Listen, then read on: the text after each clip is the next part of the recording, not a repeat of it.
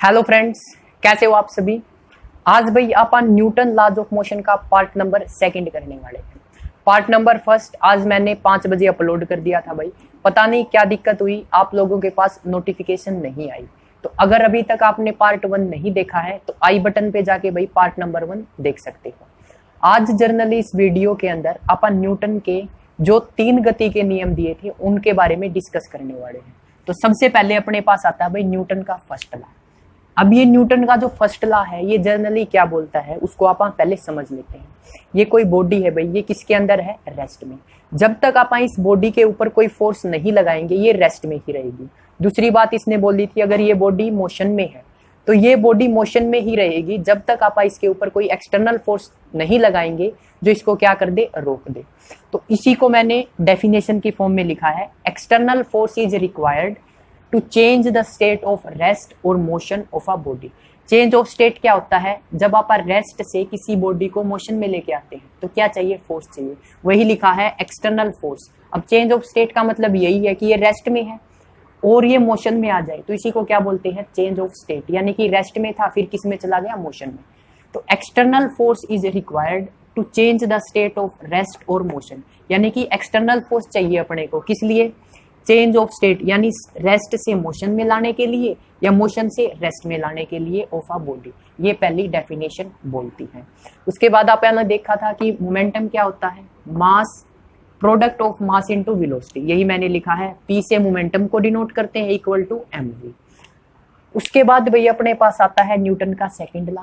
अब ये लॉ क्या बोलता है, एक्सटर्नल फोर्स जो आप एक्सटर्नल फोर्स लगाते हैं applied is directly proportional to rate of change of linear momentum. मैं एक बार फिर से रिपीट कर देता हूं भाई, एक्सटर्नल फोर्स यानी जो मैंने एक्सटर्नल फोर्स लगाई वो डायरेक्टली प्रोपोर्शनल होती है किसकी, rate of change of linear momentum.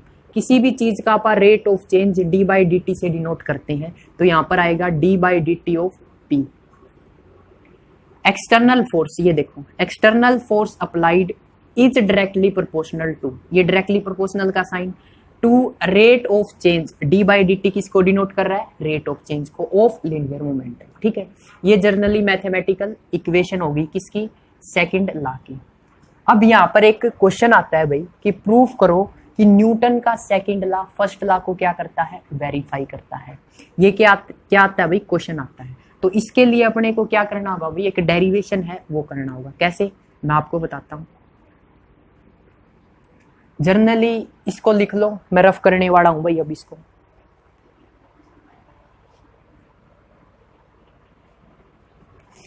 जो मेरे पास सेकंड लॉ आया है उसकी मैथमेटिकल इक्वेशन क्या आई है, वो आई है F external directly proportional to dp by dt।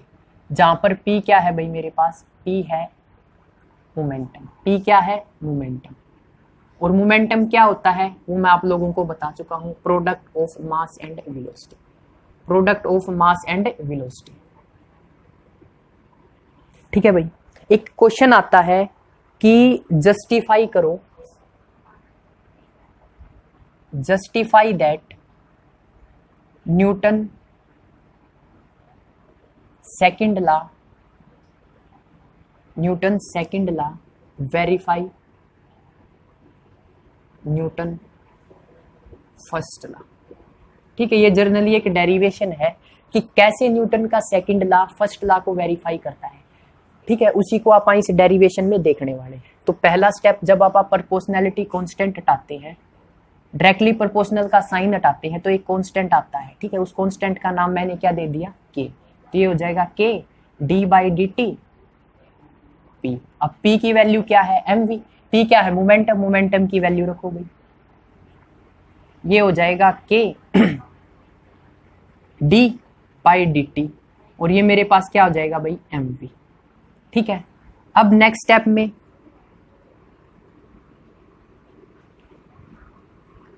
के एम को मैंने बाहर निकाल लिया, अंदर क्या बच गया, dv बाई dt।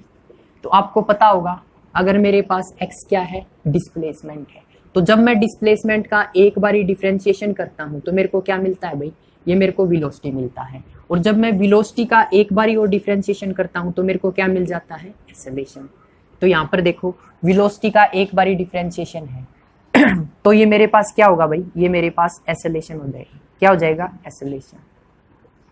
ठीक है, अगर मेरे पास कांस्टेंट की वैल्यू 1 है तो एक्सटर्नल फोर्स की वैल्यू क्या आ गई भाई? ma। तो इसको थोड़ा ध्यान से समझना। अगर k की वैल्यू मेरे पास क्या होगी? 1 होगी, तो मेरे पास जो एक्सटर्नल फोर्स आ गई उसकी वैल्यू क्या आ गई? ma। यानी कि मैं एक्सटर्नल फोर्स लगाऊंगा तो बॉडी के अंदर क्या आएगी? एक्सेलरेशन। ऐसे लिख सकते हैं, external force directly proportional to acceleration. यानी कि अगर मैं एक्सटर्नल फोर्स लगाऊंगा तो बॉडी के अंदर क्या आएगी? एक्सेलरेशन। मतलब ये मेरे पास बॉडी क्या है? रेस्ट में है। अगर मैं इसके ऊपर एक्सटर्नल फोर्स लगाता हूं तो ये क्या लेके आएगा? एक्सेलरेशन। तो यही तो न्यूटन का फर्स्ट लॉ बोलता है कि बॉडी रेस्ट में है, रेस्ट में रहेगी जब तक उसके ऊपर कोई एक्सटर्नल फोर्स नहीं लगती। अगर बॉडी मोशन में है, मोशन में रहेगी जब तक उसके ऊपर कोई एक्सटर्नल फोर्स नहीं लगती जो उसको रोक दे। तो यही तो इसको वेरीफाई कर रहा है। ठीक है, ये अपना क्या हो गया? Verification of second law.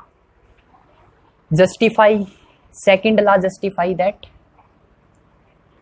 कि एक्सटर्नल फोर्स प्रोड्यूस एक्सेलरेशन। ठीक है, ये अपने पास क्या हो गया? Second law. अब बारी आती है थर्ड लॉ की। थर्ड लॉ तो आपको पता ही है, every action there is equal and opposite reaction.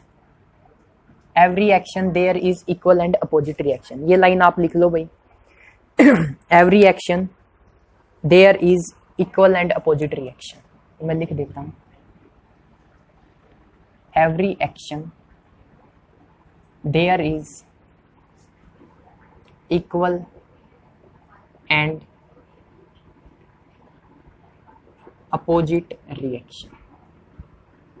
ये न्यूटन का क्या था भाई? थर्ड लॉ था।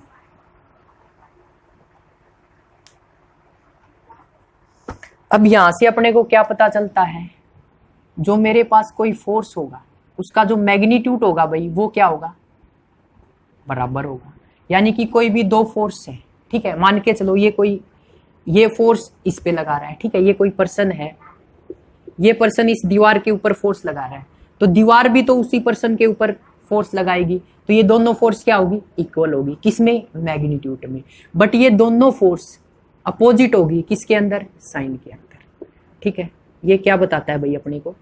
थर्ड लॉ बताता है कि every action there is equal and opposite reaction. ठीक है, ये मेरे पास कोई मान के चलो बॉक्स है, इस बॉक्स के ऊपर ये कोई पर्सन है भाई जो क्या कर रहा है? इसको पुश कर रहा है, यानी कि फोर्स लगा रहा है।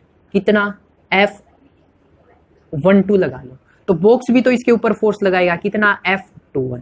अब ये दोनों फोर्स मैग्नीट्यूड में तो सेम होंगे, बट जो इसका साइन होगा सेकंड का, ये क्या होगा? साइन नेगेटिव होगा, क्योंकि ये इसके अपोजिट डायरेक्शन में लग रहा है। ठीक है, माइनस साइन क्या बताता है कि एक फोर्स इस साइड लग रहा है तो दूसरा फोर्स उसके अपोजिट डायरेक्शन में लग रहा है।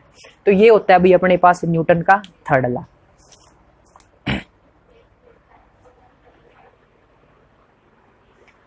अब भाई इस चैप्टर के अंदर जर्नली अपने पास रिएक्शंस आएंगे, तो अब रिएक्शन आएंगे उसको मैं पहले आपको समझा देता हूं, टाइप्स ऑफ रिएक्शन। तो सबसे पहले भाई नॉर्मल रिएक्शन आती है, इसको आप आर और एन से डिनोट करेंगे। इस बुक के अंदर जर्नली आर से डिनोट किया हुआ है और फिजिक्स के अंदर आप इसको एन से डिनोट करते हैं। ठीक है, आप आर और एन किसी से भी डिनोट कर सकते हो, आपकी मर्जी है। When two objects are contact with each other such that they exert a pressure and the normal reaction is developed which is perpendicular to the surface. ये मैं आप लोगों को समझा देता हूँ। अब मान के चलो ये कोई सरफेस है, ठीक है, या कुछ इस तरह से समझो ये कोई सरफेस है, इस सरफेस के ऊपर मैंने ये मार्कर रख दिया। अब क्या होगा? ये मार्कर इसके डस्टर के ऊपर क्या लगाएगा? फोर्स लगाएगा, और ये डस्टर इस मार्कर के ऊपर फोर्स लगाएगा। जब ये डस्टर इस मार्कर के ऊपर फोर्स लगाएगा, यानी कि ये टेबल है, टेबल के ऊपर कोई बॉक्स रखा है, तो क्या ये टेबल इसके ऊपर क्या लगाएगी? एक फोर्स लगाएगी, और ये फोर्स इस सरफेस के क्या होगा? परपेंडिकुलर। तो आप इसी को क्या बोलते हैं? नॉर्मल रिएक्शन बोलते हैं। मैं एक बार फिर से रिपीट कर रहा हूं भाई, जब आप इस टेबल के ऊपर कोई बॉक्स रख देंगे तो क्या होगा? ये बॉक्स इस टेबल के ऊपर फोर्स लगाएगा और ये टेबल इस बॉक्स के ऊपर फोर्स लगाएगी।